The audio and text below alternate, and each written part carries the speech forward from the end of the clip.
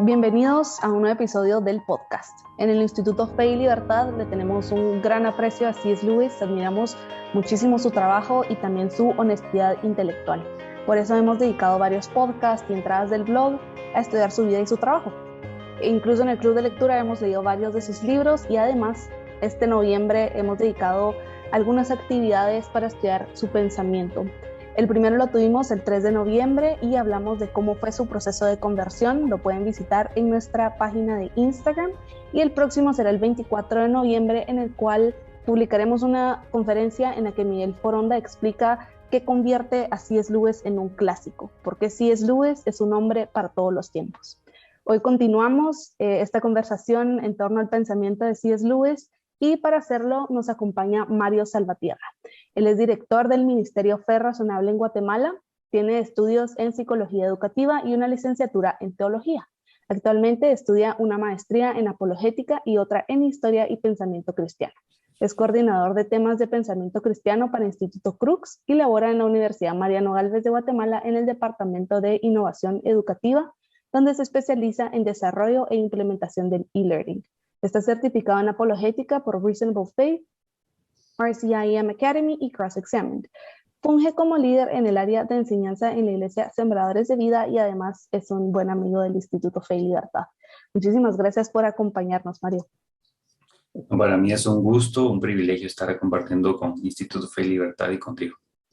Muchísimas gracias. Y para comenzar, en el libro Mero Cristianismo, Lewis dice: en los últimos 100 años se ha intentado hacer de Dios algo fácil y falsamente atractivo. Eso no es lo que yo ofrezco. Y creo que él se refería a este libro, Mero Cristianismo, pero creo que resume muy bien todo el trabajo que Lewis ha hecho alrededor de su, digamos, pensamiento cristiano. ¿Qué cree usted que es lo que ofrece C.S. Lewis a los cristianos a través de sus obras y cuál es el distintivo de su propuesta teológica? Bueno, yo creo que lo que Luis ofrece es justamente eso, ¿no? Un mero cristianismo. Cuando nosotros leemos a C.S. Lewis es inevitable notar que él ha sido influenciado por mucho por este otro autor prolífico y bastante famoso y muy bueno y recomendado que es G.K. Chesterton, por ejemplo. Entonces, G.K. Chesterton tenía esta frase, ¿no?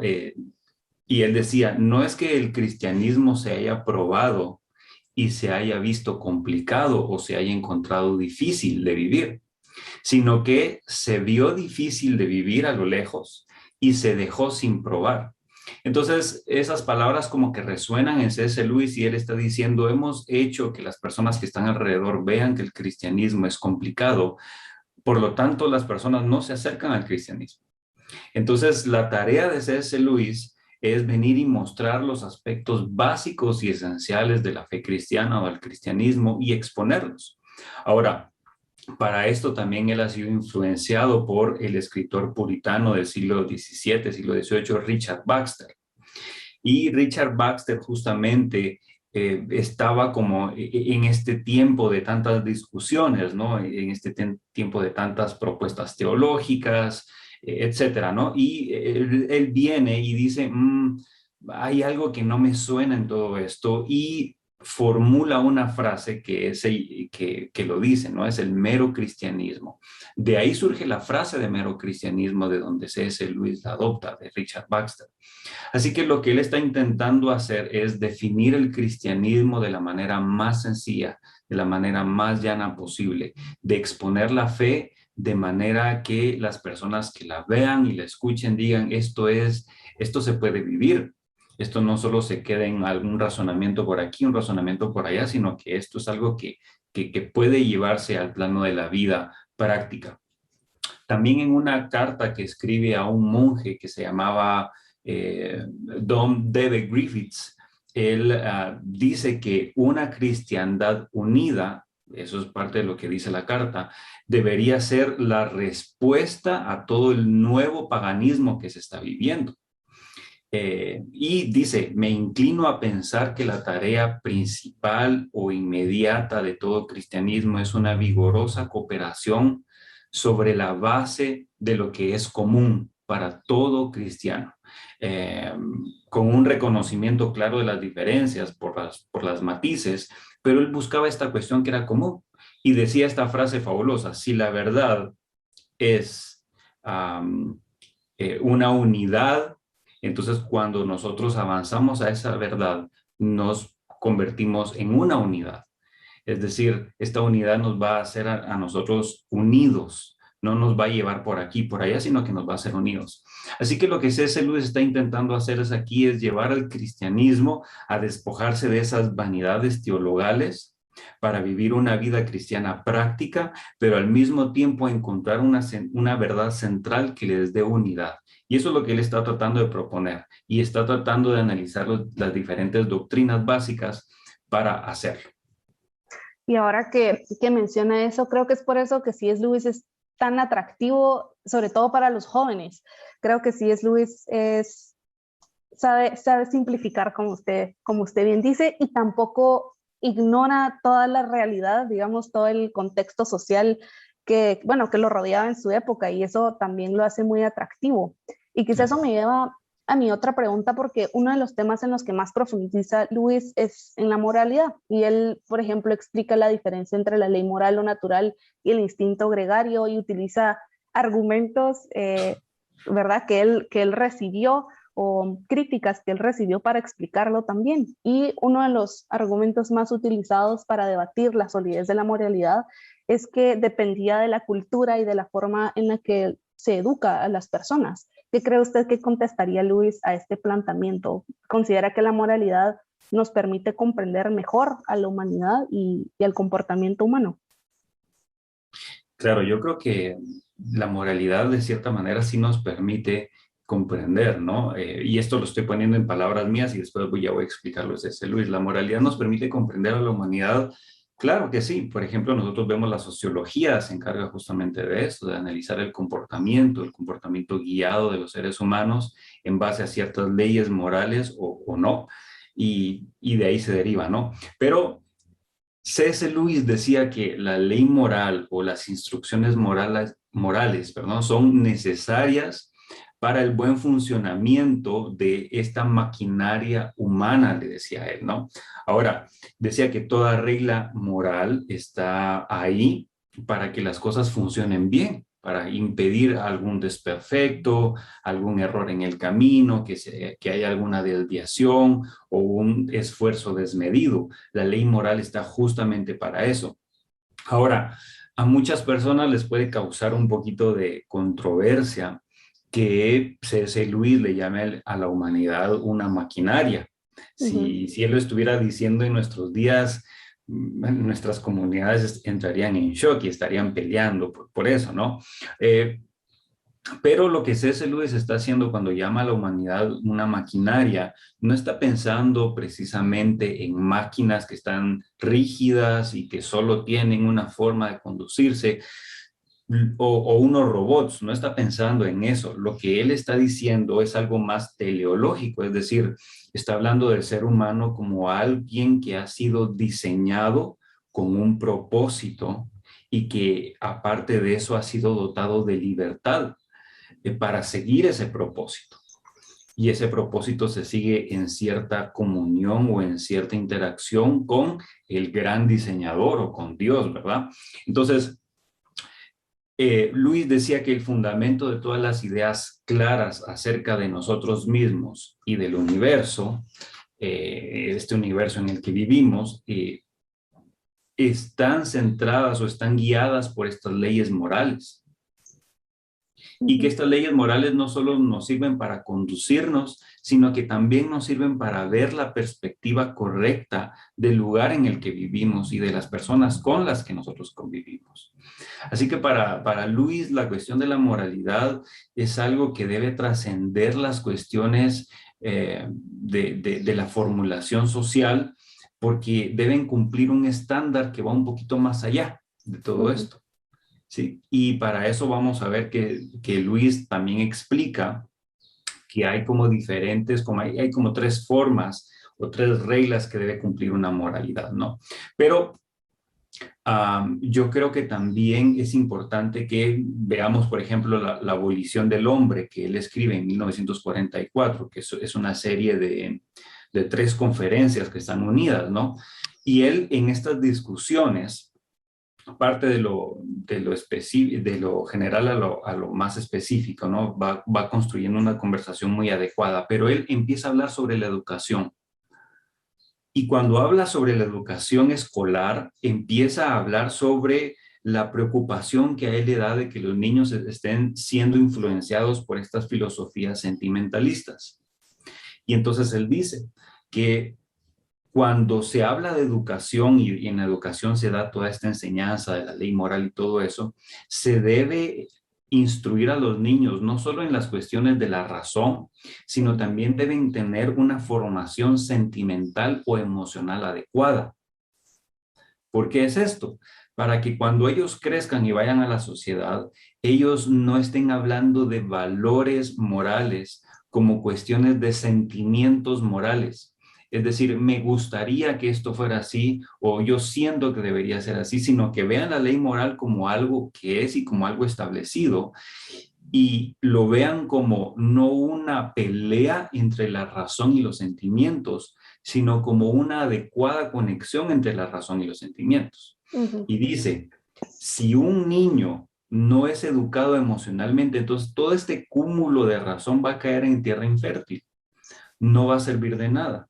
Entonces debemos educar a los niños, tanto formarlos en la razón como formarlos en sus emociones. Y a C.S. Lewis le preocupaba mucho la forma en la que se ve la moral hoy en día, porque prácticamente lo que se está tratando de hacer es hablar de valores morales, ¿no? De valores, precisamente. Ya ni siquiera se quiere utilizar la palabra moral muchas veces, sino que solo se quiere hablar de valores. Pero para Lewis ahí hay un conflicto porque él desea prácticamente que se vea la moral como lo que es, como leyes, como moral, como algo que trasciende o sea, estos límites de lo que nosotros fundamos. Y él decía esto, siglos atrás no se hablaba por ejemplo, esta conducta es buena o, por ejemplo, la honestidad es buena, pensando en que eran valores, sino se hablaba de moral en ese sentido. Esta conducta es buena, ¿por qué? Porque es un hecho. Ujú. Entonces hay un conflicto bastante grande en Luis cuando ve a la sociedad hablando de valores y no de moral como tal. Retomando la cuestión de la moral, él creía que la moral debía cumplir o debía ocuparse de 3 cosas principalmente. Y a él le preocupaba que solo se ocupara de la primera. La primera de todas estas era la justicia y la armonía entre los individuos. La segunda de todas estas era esto lo que nosotros podríamos llamar el orden o la armonía que acontece en el interior de cada individuo, ¿no? Algo que va más a lo interno, algo que está sucediendo dentro de nosotros. Y por último, el tercer punto en el que se ocuparía la moral sería este fin al que está dirigido toda la humanidad, ¿no? Esta orquesta que está siendo dirigida por Dios y que está utilizando la ley moral para dirigir a la humanidad a cierta forma, ¿no? A cierta conducta, a cierto comportamiento. Entonces, a él le preocupa que las instituciones educativas y la sociedad solo se quiera ocupar de la primera, es decir, de la justicia y de la armonía entre los individuos. Y él dice, bueno, claro, es esencial que se cumpla esto, porque la ley moral debe armonizar también entre los individuos, pero no se debe quedar solamente ahí. Y entonces ahí es donde él empieza a razonar, empieza a pensar, a meditar y dice, por ejemplo, es fácil que nosotros eliminemos de nuestros sistemas jurídicos, sociales, algunas prácticas, ¿no? Y que impidan que se lleven a cabo ciertas conductas inmorales, ciertas conductas tramposas o estafadoras. Pero si nosotros logramos cambiar esto de una forma jurídica, de una forma social, el hombre siempre va a encontrar cómo poner estas mañas dentro de este nuevo orden de reglas. Por lo tanto, es importante que nosotros nos ocupemos de llevar la moralidad, o que la moralidad se ocupe también del interior del hombre. Es decir, la Biblia dice, ¿no? Desde el corazón del hombre salen los malos deseos, de ahí es donde salen las malas intenciones, etcétera. Y C.S. Lewis dice, aquí en el interior del hombre es donde debe haber un cambio también. La moralidad también se debe ocupar de eso. Y para él va a ser importante esto. Y de alguna manera va a hablar más adelante de la conducta de un cristiano como un fingimiento, pero de una manera buena. Quizá lo podamos mencionar más adelante. Entonces, para C.S. Lewis, ya resumiendo todo esto, ¿no? La moralidad es importante, se ocupa tanto de la armonía con los individuos y la sociedad, pero tanto también del interior de la persona, como del rumbo al que dirige esta ley moral a la sociedad y a todos los hombres. Y debe educarse a los niños de una forma correcta en cuanto a la razón y los sentimientos, para que armonice y se hable de una moral correctamente. Ahorita que usted hablaba de la relación entre razón y fe, me gustaría que profundizáramos un poco más en eso. ¿Cómo explica C.S. Lewis esta relación entre la fe y la razón? ¿Tenemos fe gracias a la razón o este entendimiento es gracias a la fe? Bueno, yo creo que para Luis no hay como un enfrentamiento entre las dos. Para Luis hay una armonía incluso entre ellas dos, ¿no? Cuando se habla de razón, dice que en este tiempo muchas personas identifican a un cristiano racional con un cristiano liberal. Eso pasaba mucho en la época de Luis. Las personas pensaban que un cristiano que pensaba mucho era una persona que podía caer, o un cristiano que podía caer en una teología muy liberal, pero él estaba en desacuerdo con la teología liberal. Y lo que sucedía es que decían que el exceso de la razón sobre la fe lleva a los liberales a formular sus propuestas teológicas como lo hacen. Pero Luis decía que es la falta de la razón y no el exceso de la razón lo que lleva a los liberales a sus formulaciones. Es decir, para él la razón es esencial, no es algo que se deba quitar y poner sobre espiritualizar algo, sino que la razón debe estar presente. Luis también hacía notar de cierta forma la importancia de la razón, ya que él mencionaba que se nota cuando una sociedad está en crisis, por ejemplo. ¿Y cómo se nota que una sociedad está en crisis? Cuando tú observas su lenguaje. También podríamos extrapolar esto y pasarlo al cristianismo. Podríamos pensar en un cristianismo que está en crisis. ¿Y cuándo se nota que el cristianismo está en crisis? Cuando tú examinas su lenguaje, cómo hablan, qué formulan teológicamente. Entonces, para Luis esta es una preocupación primordial, ¿no? Ahora, la razón siempre va a estar en juego, en esta consonancia, mejor dicho, con el lenguaje. Siempre va a estar ahí en una expresión de armonía con el lenguaje. Y entonces él lo que estaba tratando de hacer era defender una razón que siempre estuviera centrada, pero apoyada también por una fe. Decía que, por ejemplo, cuando se hablaba con una persona, decía, se debe demostrar si la persona está equivocada en cuanto a lo que dice. Pero luego de decir si la persona está equivocada o no, se debe demostrar por qué está equivocado. Y para esto hay que atreverse a pensar. Él decía, la sociedad se da sobre toda esta comunicación. Para la comunicación es necesario el lenguaje. En el lenguaje nosotros hacemos intercambio de ideas y aquí es donde analizamos las ideas, las pensamos críticamente y nosotros aquí debemos atrevernos a pensar para saber si la persona está equivocada en lo que está diciendo, si tiene la razón en lo que está diciendo, incluso en cuestiones de fe. Y dice, nosotros debemos ser consecuentes en buscar la verdad hasta donde nos lleve. Y en eso es muy compatible con Sócrates, ¿no? No hay nada peor que estar equivocado. Y para Luis eso también es una verdad. Ahora, Para Luis la lógica también es esencial, porque la lógica es este buen arte del razonamiento, decía él. Y no tiene por qué llevarnos, y esto es importante, no tiene por qué llevarnos a cerrar las puertas de lo imaginativo, de lo maravilloso y de lo sorprendente.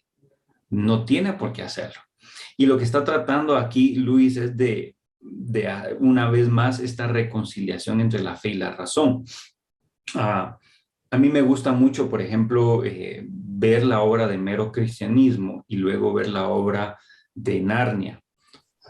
Uno puede ver que Narnia es como una propuesta imaginativa del discurso de Mero Cristianismo. Se nota a las propuestas teológicas, como por ejemplo la creación de Dios, ¿no? O como por ejemplo el sacrificio de Jesús dándose por otro cuando Aslan se entrega a la bruja, etcétera. Entonces, las formulaciones teológicas están ahí y lo que está tratando C.S. Lewis es llevar a un lenguaje imaginativo todo esto. ¿Para qué? ¿Cuál es el propósito que él tiene? Enriquecer la fe. En Mero Cristianismo él se encargó de formular racionalmente estas propuestas y en Narnia él se encarga de proporcionar lo imaginativo de sus propuestas con el propósito de enriquecer la fe de todos los creyentes. Y él decía, los argumentos no van a reemplazar la fe y no la van a contradecir. Uh-huh. Y sobre la fe, la importancia también es crucial. ¿Por qué? Dice que se requiere tanto la fe para retener lo que no se ha entendido, como para aferrarse a lo que ya se entendió. Y Luis dice, la fe es un hábito que permite retener lo que se ha conocido como verdadero. Esto es importante para nosotros porque, sinceramente, y esto debemos entenderlo, a Dios se llega tanto por la razón como por la fe. Por la razón como por el misterio. Es cierto que Dios es un Dios revelado, pero también es un Dios absconditus que mantiene cierto misterio todavía. Y la fe nos permite llegar a esos niveles donde la razón ya no alcanza. Hay un escritor muy bueno que se llama Alistair McGrath. Él es inglés. Es doctor, es científico, doctor en ciencias biológicas, si mal no me recuerdo. Aparte de eso, es doctor en teología y filosofía. Y aparte de eso, es doctor en letras. Wow. Y aparte de eso, es un gran fanático de C.S. Lewis. Es más, Alistair McGrath escribe una biografía de C.S. Lewis que la ha publicado Rialto. Uh-huh. Se llama C.S. Lewis, su biografía. Entonces, C.S. Lewis contagia a Alistair McGrath y Alistair McGrath hace una formulación acerca de la fe y la razón y dice esto. La fe llega hasta donde la razón alcanza, pero no se detiene a donde la razón se limita. Uh-huh. Y justamente estas bien podrían ser palabras de C.S. Lewis, quien ha influenciado a Alistair McGrath. Y ahorita que decía eso, hay una parte, creo que es en Mero Cristianismo justamente, en la que C.S. Lewis está explicando la muerte y la resurrección de Cristo y explica que ambas nos permitieron estar a bien con Dios, pero que las teorías acerca de cómo su muerte logró que nosotros estuviéramos bien con Dios son un tema aparte. O sea, no necesariamente se entiende 100%. Y que esto es probablemente uno de los tantos misterios que oculta la fe y que nuestro conocimiento es limitado, no podemos comprender toda la obra de Dios y que a veces nos podríamos preguntar ¿para qué sirve? ¿Para qué sirve todo esto si al final no lo puedo entender? Y creo que eso va de la mano con lo que usted decía recién.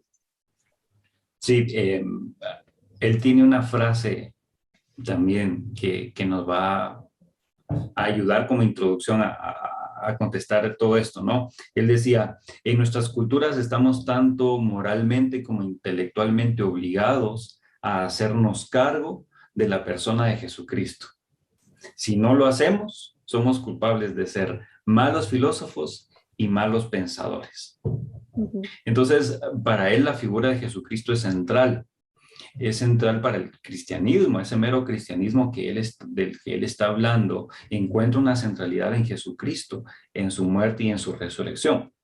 Ahora, recordemos que Luis era un pensador fundamentalmente visual, tenía una riqueza imaginativa muy grande, se valía de imágenes para establecer estos importantes principios filosóficos y teológicos.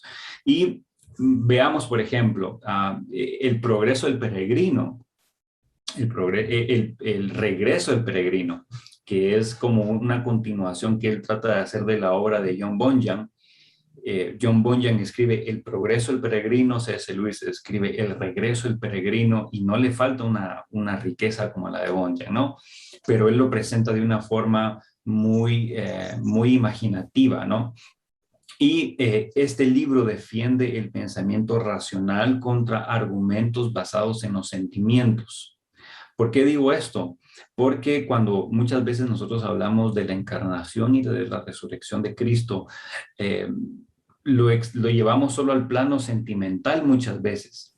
Y a veces olvidamos que también tiene una parte inteligible para nosotros, que tiene una parte que puede ser comprendida por nuestra razón, que puede ser defendida incluso con argumentos. Cuando nosotros hacemos apologética, la resurrección de Jesucristo tiene una base argumentativa, filosófica, que nos permite defender la postura de la resurrección ante las otras propuestas que quieren debatir la resurrección, ¿no? Como, por ejemplo, la tumba equivocada, o la teoría de las alucinaciones, o la teoría del hermano gemelo de Jesús, tantas. Entonces se puede, da risa, ¿no?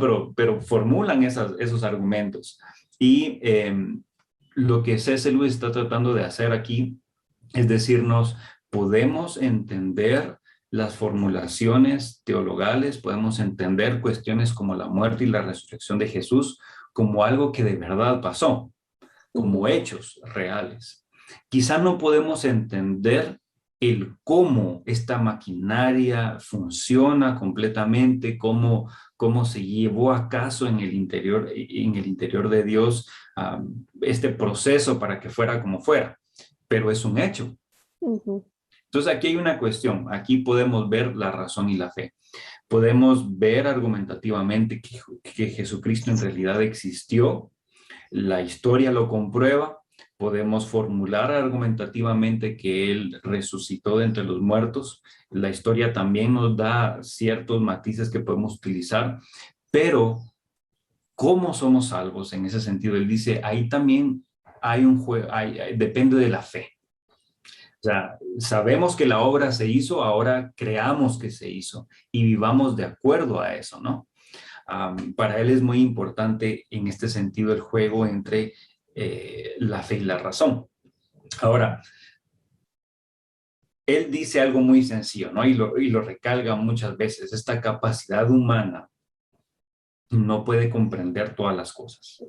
No puede comprender totalmente todas las cosas, pero aunque no las comprenda completamente, estas cosas pueden ser provechosas igual para el ser humano. Y él pone un ejemplo muy bueno, ¿no? Él está hablando acerca de un hombre que puede comerse su cena sin comprender exactamente de cómo lo alimenta la comida, o sea, de cómo se extraen los nutrientes. Quizá la ciencia ya nos ha dicho esto, ¿no? Pero quizá una persona que no lo entienda o que no lo sepa completamente, aún así se ve beneficiado de tomar su cena. Pues lo mismo es con Cristo, ¿no? Podemos aceptar lo que hizo sin saber cómo representó eso ahí en la divinidad, en la Trinidad, cómo se llevó eso a cabo, ¿no? Pero podemos ser edificados por eso que ignoramos también. Entonces aquí hay un juego también entre fe y razón, Hay esta armonía entre las dos y opera en todos los cristianos. Yo creo que para C.S. Lewis es importante esto también. Él puede decir esto: nosotros no podemos saber ciertamente cómo opera esta obra de Cristo también hasta que no hayamos aceptado que de verdad Cristo hizo esa obra. Así que también la fe es importante para él. Él no está buscando una falsa lucha entre fe y razón, sino que él está tratando de armonizarlo.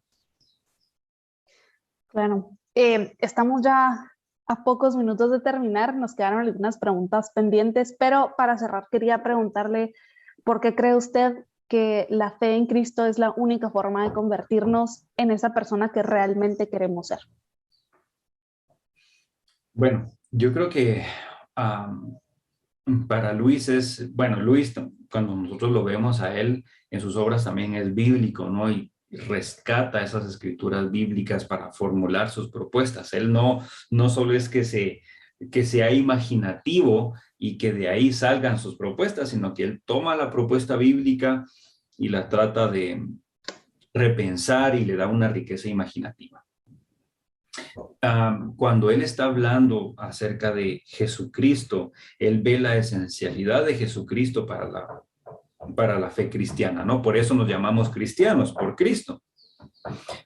Y lo que él está tratando de formular o está tratando de enseñarnos, mejor dicho, es que nosotros veamos este camino, esta obra de Jesucristo, que está en armonía, obviamente, con la Trinidad. Cristo es Dios, Jesús es Dios. Él está de acuerdo con el Padre en la obra de la salvación. Y esta obra de la salvación la hace llegar a nosotros por medio de la encarnación. Cristo viene, se encarna y empieza a darle a la humanidad un ejemplo a seguir. Pero no solo eso, hace posible que la humanidad lo pueda seguir mediante su muerte y resurrección. Es decir, Él va más allá de los maestros morales que nosotros podemos conocer hoy en día. ¿Por qué? Porque no solo dice hagan esto o hagan aquello, sino dice síganme a mí. Y no solo hace que lo sigamos para llevarnos a un camino con un tope, sino que cuando vemos que hay un tope, Él abre las puertas por medio de su resurrección y nos permite ese acceso hacia Dios. Entonces, para C.S. Lewis, cuando él está hablando del segundo punto de la moralidad, es decir, el que habla acerca de el interior del hombre, Jesucristo es esencial para eso. Porque él recuerda las escrituras cuando la Biblia dice que nosotros estamos siendo formados a imagen de Jesucristo. Y entonces él dice, bueno, esta moralidad o esta ley de Dios está siendo formada en nosotros, en nuestro interior, por medio de la obra de Jesucristo. Es Él quien hace posible en todo momento que nosotros seamos transformados. Esta transformación para nosotros es posible, pero no solo una transformación para ser personas totalmente distintas, sino una transformación también que nos haga entrar en una mejor relación con Dios. Y entonces aquí esto es importante. Él pone este ejemplo en Mero Cristianismo de esta famosa novela, ¿no? De La Bella y la Bestia, donde la bestia tiene un aspecto que a ojos de muchos puede resultar desagradable. Y él tiene que usar máscaras, caretas para taparse, ¿no? Y para aparentar sin ser alguien más. Pero llega un momento en el que esta bestia es transformada por completo, según el deseo de Bella, ¿no? Bella quizá Bella lo imaginaba de cierta forma y quizá esa es la forma que toma esta bestia cuando se transforma. Y ese es el ejemplo para nosotros. Nosotros somos esta bestia que tiene que usar máscaras, caretas para fingir, etcétera, pero llega un momento donde esta transformación gloriosa se lleva a cabo en nosotros gracias a la obra que Jesucristo ha realizado, gracias a ese alcance. Y ya no tendremos que fingir más, ya no tendremos que usar más caretas, sino que ahora vamos a ser formados a esa bella imagen de Cristo Jesús, que es la imagen que Dios desea en todos nosotros. Ahora, yo creo que hay algo que, para terminar, que a mí me gusta mucho, ¿no? Este camino cristiano, Luis lo presenta como un camino que es difícil, pero al mismo tiempo es fácil. Y nos dice estas palabras, lo voy a leer literalmente, dice, Cristo está diciendo, dénmelo todo, yo no quiero tanto de nuestro tiempo, tanto de nuestro dinero o tanto de nuestro trabajo, yo los quiero a ustedes. Yo no he venido a atormentar su ser natural, sino a matarlo. Ninguna medida a medias me sirve. No quiero podar una rama aquí o una rama allá. Tengo que derribar el árbol entero. No quiero perforar el diente o coronarlo o taponarlo. Quiero arrancarlo. Denme por entero su ser natural, todos sus deseos, los que crean inocentes y los que crean que son malos. Lo quiero todo. Y a cambio, yo les daré un nuevo y mejor yo. Más aún, me daré a mí mismo. Mi propia voluntad se convertirá en la suya. Esa es la forma en la que C.S. Lewis está describiendo la petición de Cristo de que lo sigan, pero al mismo tiempo la petición de que Él se va a dar a Él mismo también. Excelente, excelente forma de terminar también. Muchísimas gracias, Mario, por haber compartido con nosotros todo su conocimiento y también esa pasión que se ve, que siente por no solo por C.S. Lewis, sino por su fe. Así que muchas gracias por estar con nosotros. Para mí es un gusto, de verdad, para mí es un privilegio haber estado con ustedes y hay mucho que decir de C.S. Lewis, ¿no? Es un escritor muy grande y yo no sé si todavía nos queda un minutito. Yo creo que este es un tiempo donde hemos sufrido tantas cosas y sí, C.S. Lewis también tendría palabras de consuelo para muchas personas. Cuando Lewis muere, su hermano en la tumba, en su tumba, escribe unas palabras que estaban justamente en el calendario de su mamá cuando su mamá muere. Y las palabras son estas: los hombres deben soportar irse de este mundo. Ahora, las palabras quizás suenan muy ásperas. Si C.S. Lewis hubiera tenido la oportunidad de escribir algo en su tumba, él hubiera escrito algo distinto. Y espero que estas palabras de C.S. Lewis reconforten el corazón de muchas personas que han sufrido muchas pérdidas. Lewis dice esto: una semilla, la vida, ¿no? Es una semilla que espera pacientemente en la tierra, aguardando surgir como una flor en el tiempo del jardinero hacia el mundo real, en una resurrección real. Supongo que nuestra vida presente, vista desde allí, parecerá solo un medio despertar. Vivimos en un mundo de sueños, pero el canto del gallo se acerca. Para C.S. Lewis, la esperanza de la resurrección era vital para los cristianos. Y espero que nosotros veamos todo este tiempo como un despertar, como un canto del gallo que nos lleva a esta nueva realidad que nos espera en Cristo Jesús. Muchísimas gracias, Mario. Como dice usted, muy, muy apropiadas las palabras para lo que estamos viviendo. Muchísimas gracias por compartirlo y por su tiempo con nosotros. De verdad, lo apreciamos muchísimo. Muchas gracias por la invitación. Espero que no sea la última vez. Esperamos lo mismo. Y muchísimas gracias a todos los que nos escuchan. Les recuerdo que este miércoles 24 de noviembre a las 6 p.m. en nuestro canal de YouTube estrenaremos la conferencia de C.S. Lewis dirigida por Miguel Foronda, Un hombre para todos los tiempos. Si quieren conocer más sobre la vida de C.S. Lewis y por qué su trabajo resulta tan atractivo y actual, no duden en seguirnos en nuestras redes sociales y en nuestro canal de YouTube para no perderse ninguno del contenido que vamos a publicar. Muchísimas gracias por acompañarnos y nos vemos a la próxima.